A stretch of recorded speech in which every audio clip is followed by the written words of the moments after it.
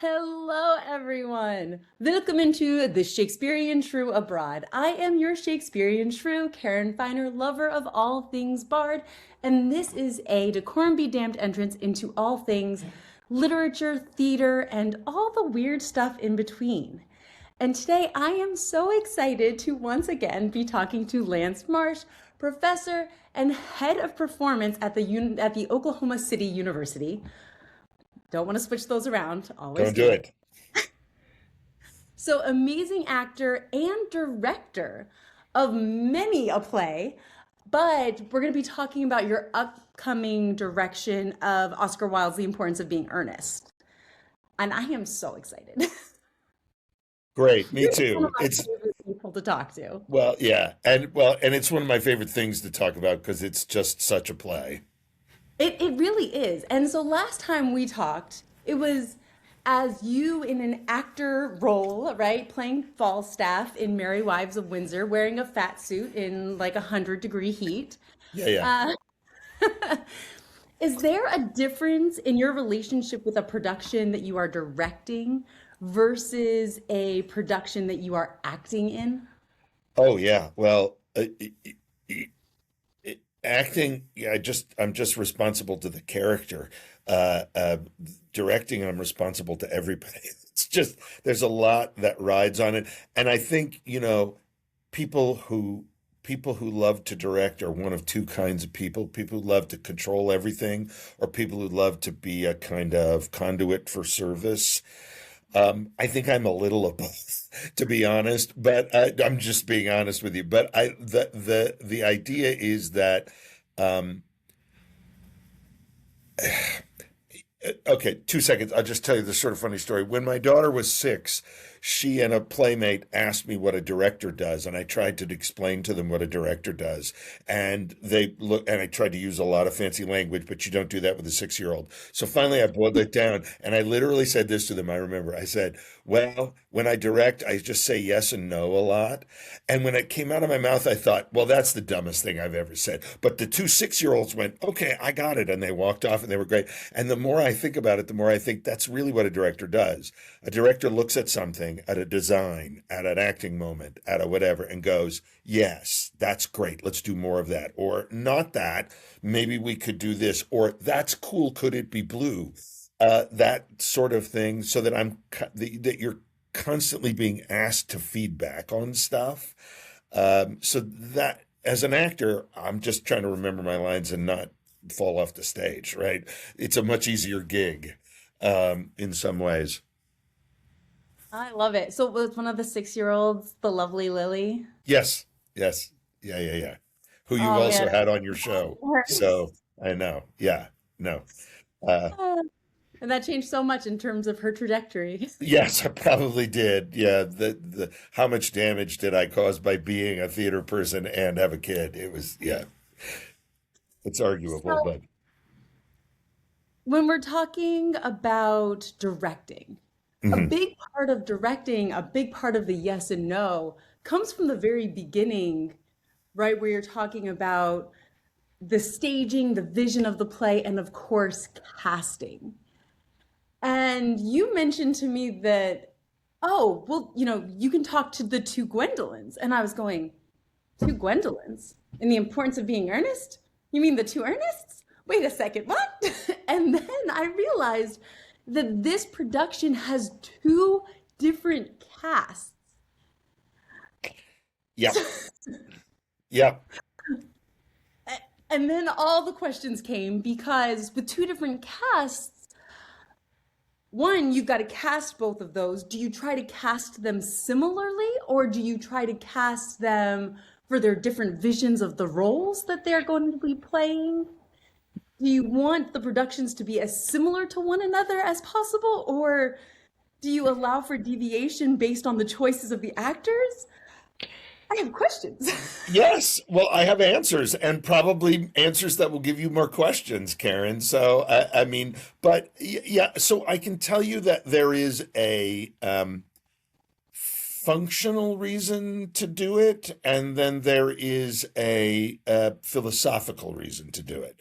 The functional reason to do it is this production is a co production It starts out at Oklahoma City University, and we just finished 5 performances there. And then we're going for 2 full weeks in the Paseo space with OK Shakes. So we've got 3 cast members, the Lady Bracknell, the Miss Prism, and the Dr. Chasuble, who are non-students and who are in all the performances. They don't switch.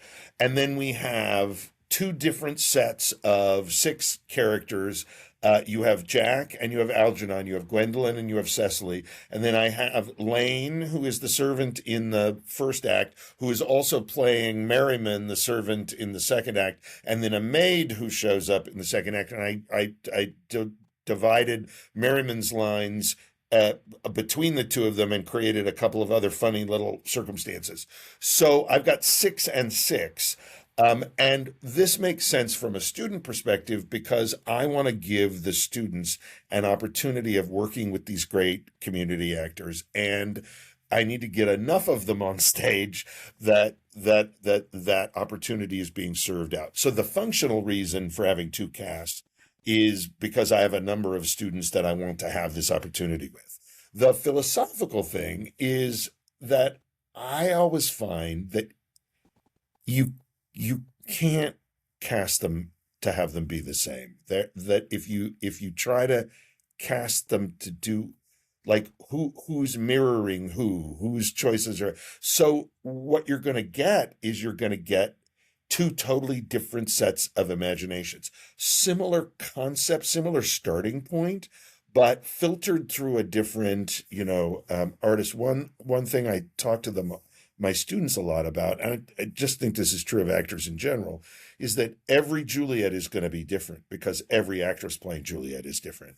And that Shakespeare gives you the raw materials. I talk about the movie Jurassic Park a lot because I really like that movie. But in Jurassic Park, if you remember, they go through the thing and there's a movie that shows when they're on the island before the T-Rex starts eating people. Spoiler alert. And that they talk about how they made the dinosaurs. And when they find the dinosaur DNA, it's degraded. So they have to add frog DNA, amphibian DNA to it.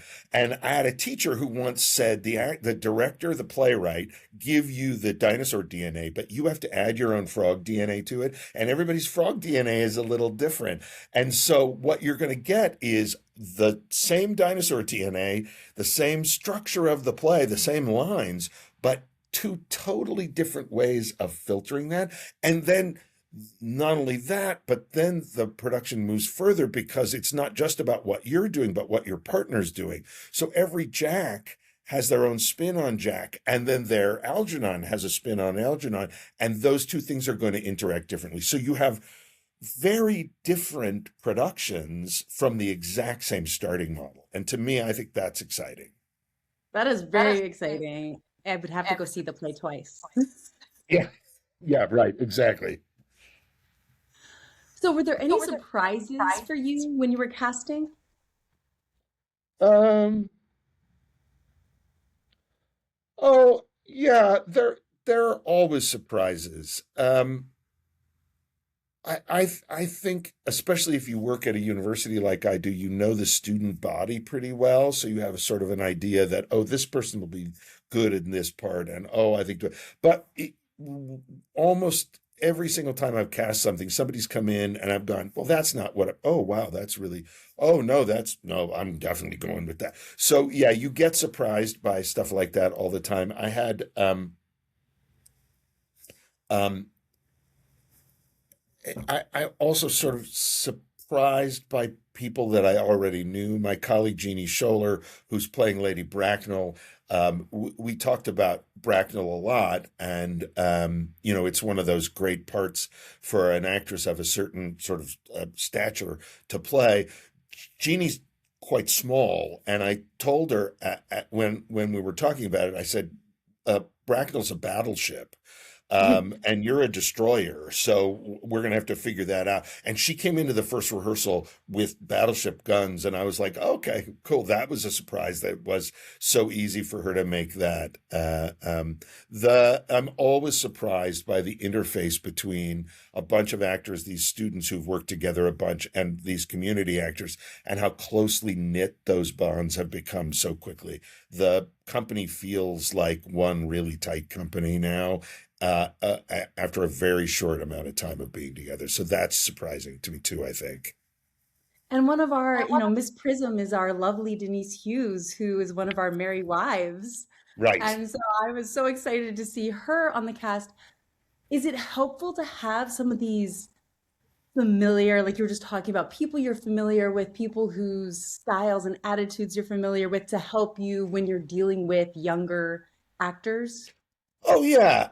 I mean, you can, one of the things I love about having these wonderful actors from the community working alongside is that the students can really model off of them, and the kinds of people you want them to model off of. And so, in a perfect world, we're all working in a company where we all know each other for years and years and years, so that when this person zigs, you're going to zag, and there's all of these things that you can sort of count on. Continuing long-standing working relationships is really great. And adding Nick, who I've known for a very long time but have never worked with before, Nick turned out to be a surprise in a very good way. He's incredibly funny, very physical and innovative, and it's been great because I can look at some of my other character actors in the company and go, "You see what Nick is doing? You should do more of that." Like, that's a thing. I love it. I love it. Having a go-to person. So you talked about the fact that this is a co-production with Oklahoma Shakespeare in the Park. And so between Oklahoma City University, Oklahoma Shakespeare in the Park, how important are co-productions right now for the arts based on the particular climate that we are currently in? Well, I think, it's interesting because we have a long-standing history of working with Oklahoma Shakespeare in the Park. We did regular co-productions with them for a number of years. Co-productions are challenging because you have two totally different entities with two totally different models trying to work together. But I do think that in this day and age, in particular, co-productions are going to be really useful.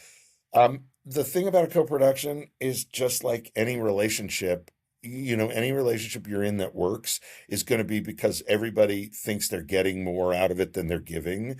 If that makes any sort of sense. But I think Oklahoma Shakes and the School of Theater at Oklahoma City University have two totally different sets of challenges and opportunities. And by thoughtfully bridging two organizations together, you can maximize your opportunities and minimize your challenges. Look, this, it's becoming harder and harder to produce theater. It's an expensive gig. Everything costs more. You can't pass that cost on to the consumer at a one-to-one rate, or else you chase them out of the pool. So we're constantly sort of scrambling for resources, so to have two organizations come together to share things feels like a really smart model. The fact that I can use the folks, the community folks, as models for my students, that I can bring the students' energy into the space of Oklahoma Shakes' audience. It feels like there's real synergies to be gotten out of those opportunities, and that's the real reason to do it in this day and age.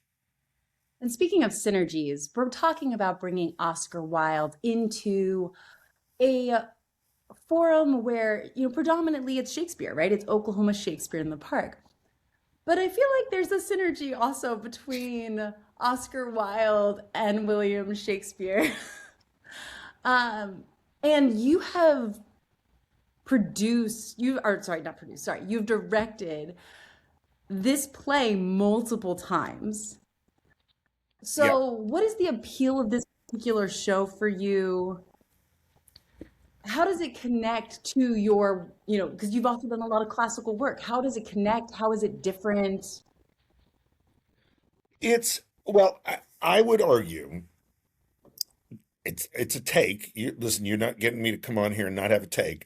I think this is the funniest play that's ever been written in English.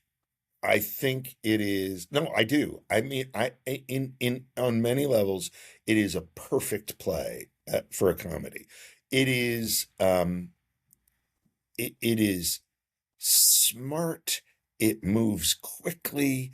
It zigs and zags, and it is absolutely eagle-eyed on the satire of a particular group of people. And while that Victorian culture that it's satirizing isn't around, so many of the lines come back to us again, swinging back into again, Lady Bracknell's take on women and their age and that whole idea. And I'm like, wow, well and the fact that I know it resonates today because I've heard those jokes land and go, okay, that's still funny. This is, there are a lot of period comedies that are what I would call dogs that don't hunt anymore. But this is not only a dog that hunts, but it still hunts at the level that, and it is, I mean, it's sort of a perfect bridge for a company that focuses on language plays because it's as opposed to sort of a Three Stooges kind of physical comedy.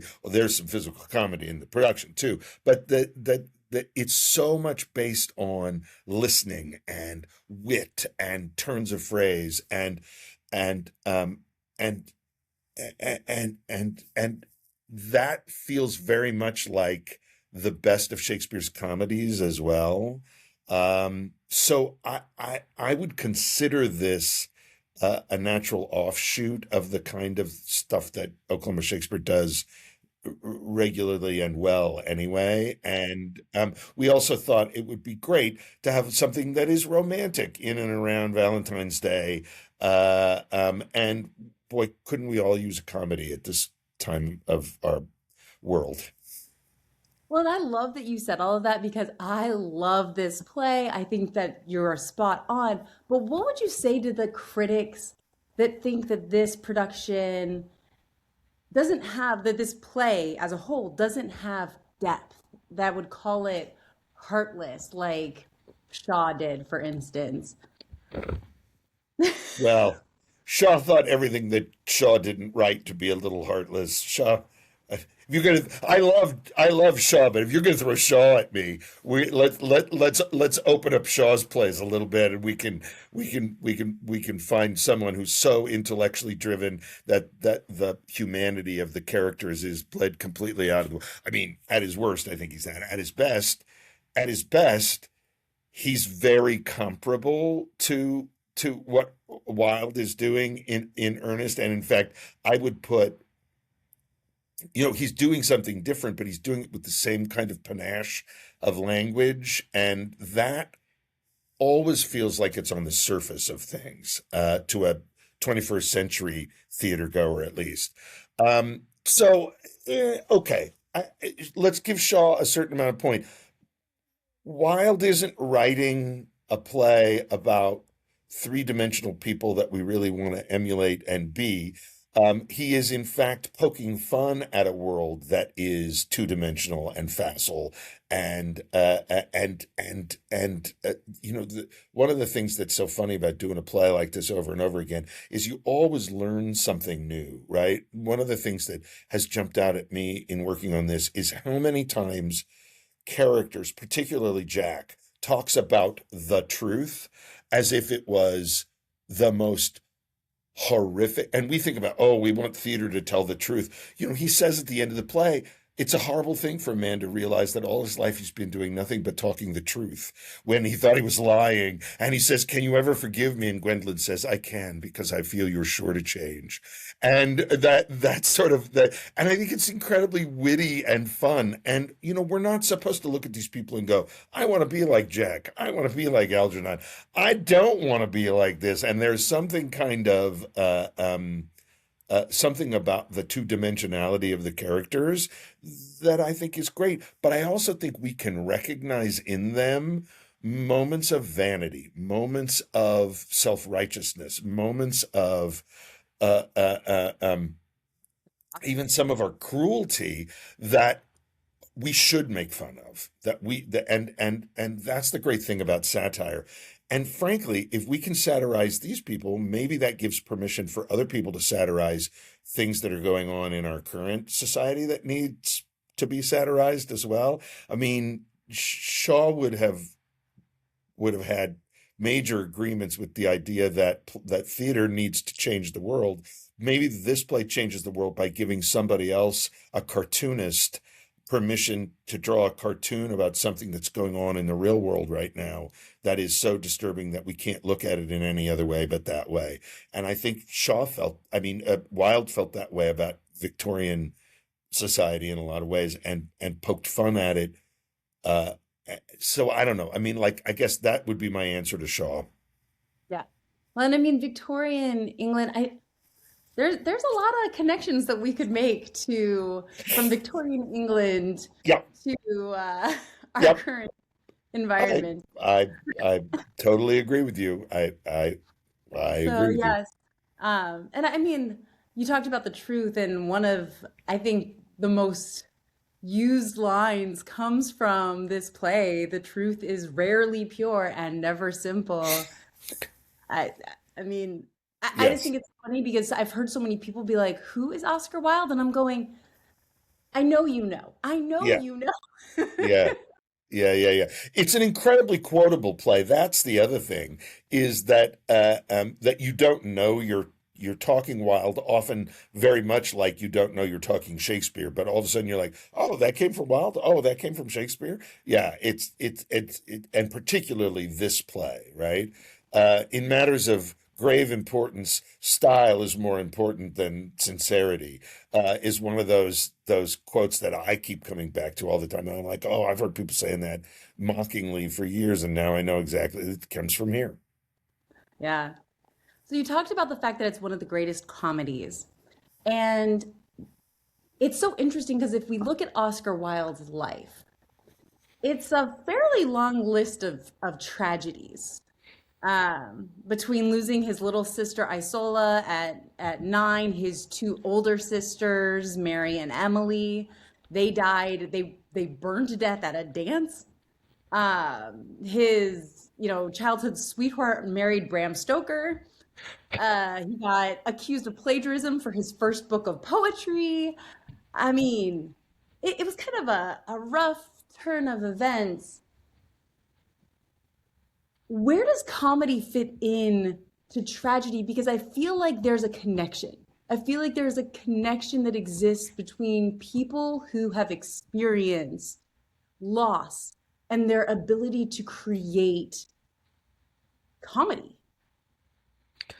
Well, I think that's right. I mean, I think comedy is the one of the essential balms for tragedy, that someone who had known great loss and was about to know some more loss when he wrote this play, uh, um, because society was about to completely throw him into a Yeah. debtor's prison, and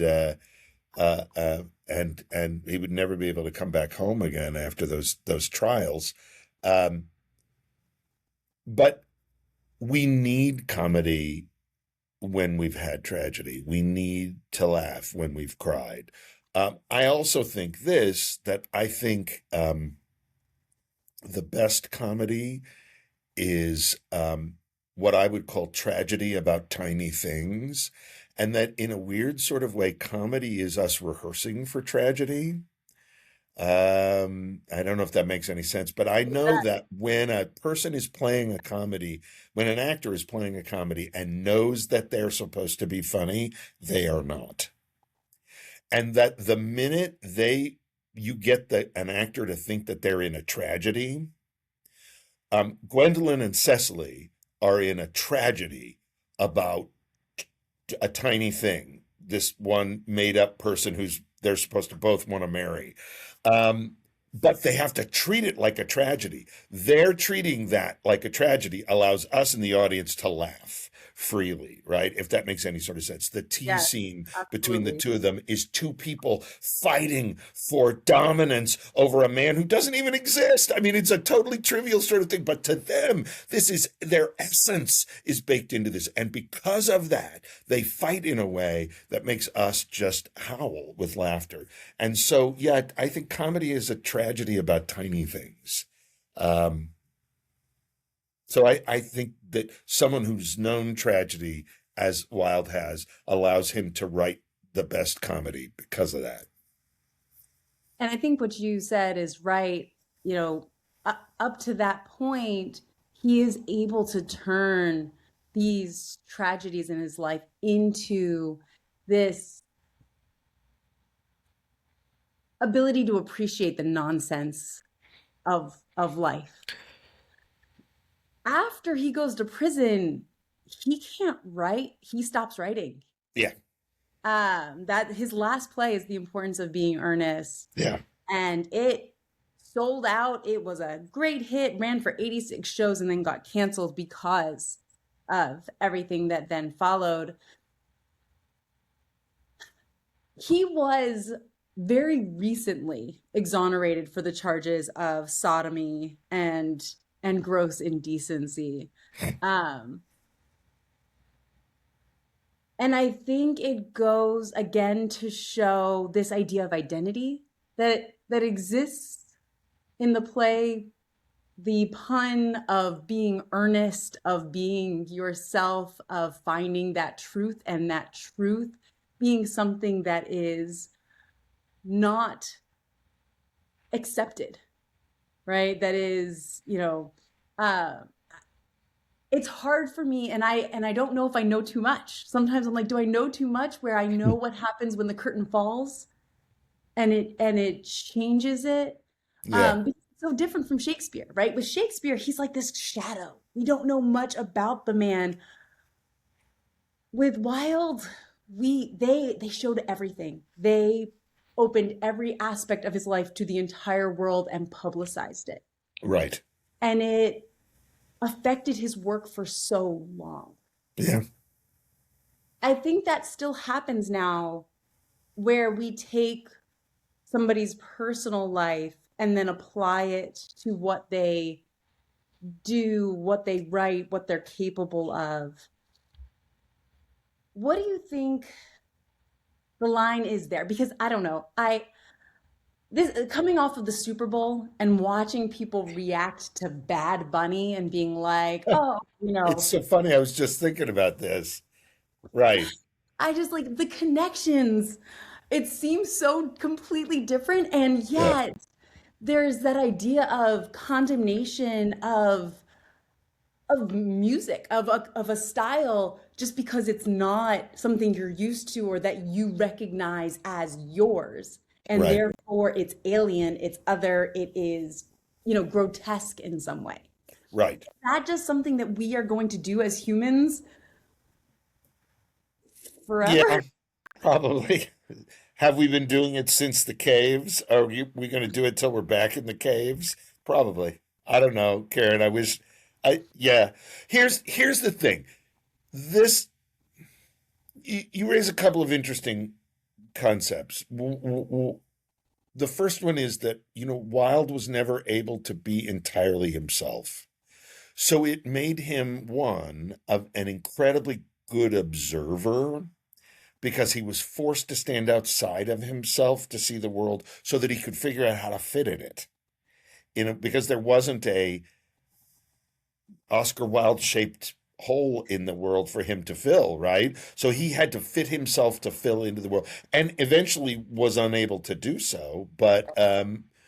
But because of that, he's able to see, like, look at the two guys in the play, right? They're both stand-ins for him. Jack has to pretend to be somebody else when he comes up to the city in order to be, because one of the things that we're talking about here is that no one is in entirely one thing, right? We've all got different parts and sides of our lives, right? And most societies are not really good at integrating all of our parts. So this is a very serious play in a sense. If you look at sort of, these are guys, both Algernon and Jack, who have complex personalities that do not have a easy fit for themselves in the society that they've been born into. So they have to make up other alternate personalities. The Bunbury personality that Algernon makes up, and the earnest personality that Jack makes up, and then the earnest personality that Algernon steals, is in order to fit into a very two-dimensional world as a three-dimensional human. Yeah, And Wilde understood those things. And so underneath all of the funny is the fact that here are two guys that can't be themselves. They have to be somebody else in order to fit. I love Um, that. It just yeah. reminds me of the exchange between Jack and Ernest when they're talking about the clever, Jack's Oh, yes. he hates the Oh, clever. clever people. The world is full of clever people. It's becoming an absolute public nuisance. I wish to goodness we had some fools left. Oh, we do. Oh, really? What are they? I would really like to meet them. What do they talk about? The fools? Oh, the clever people. Right? I mean, and on the surface, it's so this, but man, there is a real serious underpinning to it too. Yeah, and as soon as you said that about the sides of him, that's what came to mind, the Yeah. clever nature and then kind of the ability to play the fool. Right. And Right. Yeah. that's kind of Oscar Wilde in a Yeah, in a nutshell. And then, I mean, you brought up the thing, we can't. I don't know where this starts. You're the sort of the nerd on this sort of side of things, but I would say by the time we get to Jane Austen, we're starting to look at authorship, and finding the history of the author in the work.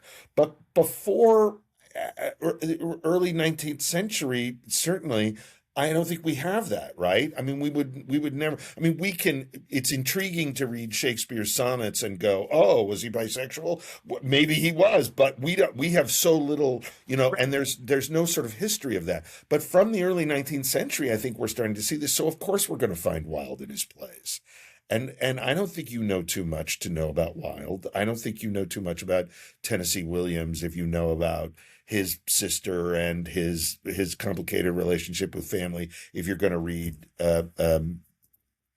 Glass Menagerie, do you know what I mean? Like that's not knowing too much. I don't think. I mean, it's just, yeah, because it's so interesting because he exiled himself after he got out of prison as Sebastian Melmoth. And then he published his last work about the jail as his cell number. And so his identity and play with identity was so much a part of his actual life. Right.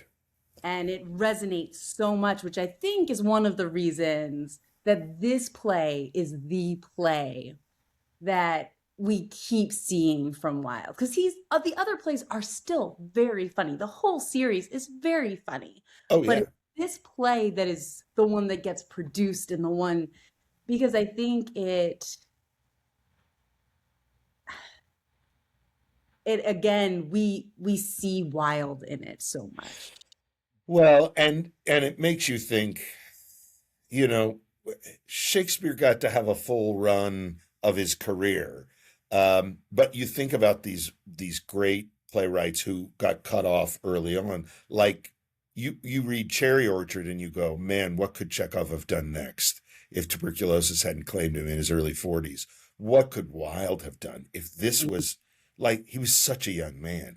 If this was his launching pad to the next, like, can you imagine the comedies, the absolutely thrilling he would have just absolutely torn that society to pieces and had us laughing the whole way. And we're And all going to be there for it. yeah, and the sort of the melancholy I feel when I see a play like this Yeah. because I think about what could have been. Yeah. Yeah. No, I agree. I feel it too. So if you were, you know, as the head of performance, as somebody who has cast so many plays, if you were to give some advice to actors in terms of audition techniques, things for them to consider, is there anything that you would say is like, these are the big ones?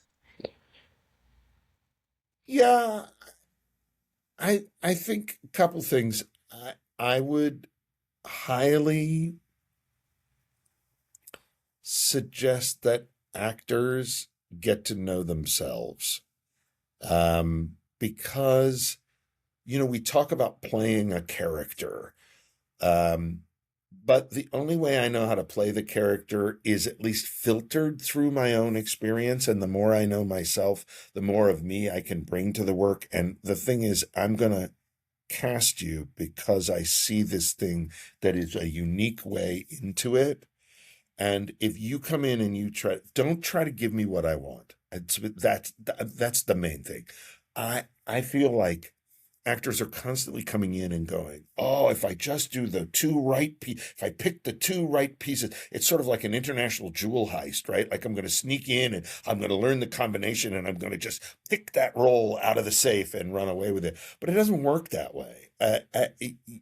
You don't, you don't strategize your way to a part. You bring in something that is so uniquely watchable and I go, oh, I want that, right? So pick pieces that you love, pick pieces that bring you to the forefront. And then the other thing I would say is a piece of advice that I got that has been very useful to me is when you get a call back, when you get to that next stage in the casting process where you're really, it's down to a couple of people and we're really looking at you, don't forget that a callback means you've already, like, you can do the part. Like, I know you can do the part. Now I want to see what you can do with the part. And I oftentimes see actors get into a callback and try to reassure me that they deserve to get the callback as opposed to take risks and be themselves in the room in order to do. And that's the kiss of death, because I'm going to go in the end. If I'm looking at 5 people in a room, I'm going to go with the one that gives me something and is not being safe. Callback room's not a place for safety. Oh, that's really good advice. I like it. All right. So before we end, because I know we're on a strict timeline, but Sorry, yeah. no, we'll talk again, I'm sure. Yes. So tell us about the play. When does it open? And what's kind of the dates for that? Great. So I'm pulling up my calendar because we just closed here, but we are opening at Oklahoma Shakes on Thursday, the 19th. And it runs two weekends. So we're 19th, 20th, 21st, and a matinee on the 22nd, and then 26th, 27th, 28th, ending on March 1st. Tickets are available through the website at Oklahoma Shakespeare. And I'll put in links so everybody will have access to it. Great, which is very, very good. It's in their indoor space, so it's a very intimate evening or afternoon. The actors are right in your lap, which I think is going to make this. I'm very excited about switching spaces because the indoor space, the Paseo, is so intimate, is so close. You're just going to be able to breathe the comedy, and the audience is going to be right there. And it's a play that breaks the fourth wall, so they're going to be talking to you. They're going to be interacting with you, not all the time, but it's not audience participation. You don't have to get up on stage. Some people don't like that, but it's sort of the best of both worlds. They're going to talk to you. You're going to have a really intimate experience with the actors, but you don't have to get up on stage. So breathe. Nice. So Um, with the time in between, really quickly, sorry. yeah. So is this time to get used to the new space? Are you using this time to give them a break? What happens in the in between? Well, we need to move the whole set. So we had a whole set built here. So we need a couple of days to get the set in there, to get some new. We're going to be teching. Um, uh, um, uh, and so we thought we would have enough time. Plus, the actors have been going straight at it for 5 weeks. We thought maybe everybody, including himself, me, could use a couple of days where they got to hang out with their family or did some sleeping, which I hadn't been doing. So this will be a nice opportunity to do that. But I also think this gives the student actors in particular an opportunity to do something that they never get a chance to do. Most student opportunities, when you're at a school like ours, it's a 1 week run. It's 5 performances, right? We've doubled the cast, so they got less performances here, but they'll have more overall performances. But they'll have to sustain a performance over time. They'll have to hold on to a performance, take what they've learned in one space and grow it. They're going to learn how to tour. I spent a lot of time in my professional career touring, and it's about I have been doing a thing, and now I have to do a thing in this space, which has different acoustics, which has a different, and that's an experience, a valuable experience to give to the actors and to the community actors too. They're not used to moving it from a space to a space. So, and how do they sustain it over a long period of time? So I think everybody gets that advantage. But I think having a couple of days to sort of breathe and think about what we did to recalibrate for what we're going to do is useful. Yeah, that's nice. Any other projects on the horizon coming up after this one? Well, now that you mention it, yes. I'm growing the beard out because I want to have a really cool, funky beard for this summer. I'm going to be playing Prospero in The Tempest at Oklahoma Shakes in July. Yes, and then I'm taking 11 of my students to London this summer. We're going to be in London the middle of July. We're going to see a bunch of stuff on the West End. I'm going to teach them some stuff. We're going to learn a play. And then we're taking that play to the Edinburgh Fringe Festival, where we'll be performing until the 13th of August. So, yeah, I have a lot going on. All right. Well, I'll see you in Europe. Yeah, come on. Listen, if you can, come up to the Fringe, come over to London. I'll buy you a drink. It'll be cool. Perfect. All right. Everybody, thank you so much for listening. This has been so much fun, Lance. Thank you so much for joining me. Thank you, Karen. It's always a pleasure. Ditto. All right, everybody. Just remember, all the world's a stage, and you too can be a shrew.